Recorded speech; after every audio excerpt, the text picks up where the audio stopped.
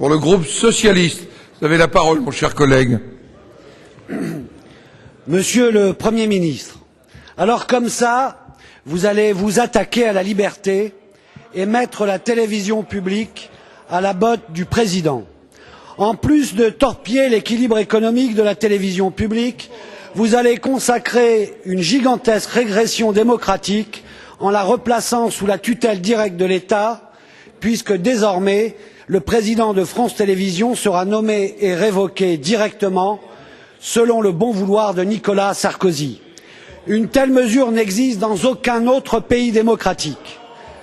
Quel déshonneur pour notre République qui jadis montrait l'exemple quand il s'agissait de liberté.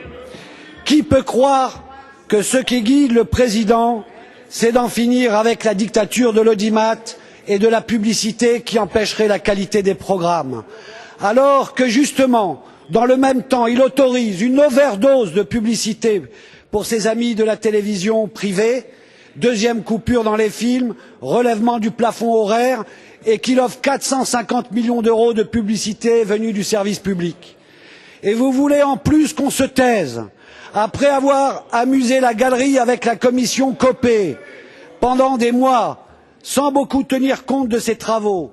Vous décidez en urgence, toujours en urgence, de faire passer votre loi, et quand l'Assemblée nationale décide de vraiment débattre et l'opposition de s'opposer, alors vous dites que vous agirez par décret, sans même que notre Sénat ne commence la discussion. Et vous voulez qu'on se taise, ici où à chaque fois que les valeurs fondamentales sont en cause, il se trouve sur tous les bancs des républicains et des démocrates pour réagir comme au moment des tests ADN, ici où nous avons fièrement, sur proposition socialiste, malgré l'avis contraire du gouvernement, introduit cet été dans la Constitution les principes de liberté, de pluralisme et d'indépendance des médias.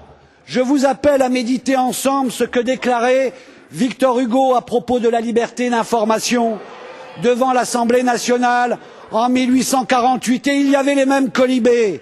Ne souffrez pas les empiètements du pouvoir, disait-il. Ne laissez pas se faire autour de vous cette espèce de calme faux qui n'est pas le calme, que vous prenez pour l'ordre et qui n'est pas l'ordre. Faites attention à cette vérité.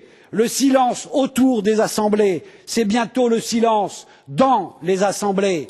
Alors je vous pose la question, Monsieur le Premier ministre. Irez-vous jusqu'au bout de votre dangereuse réforme de l'audiovisuel public?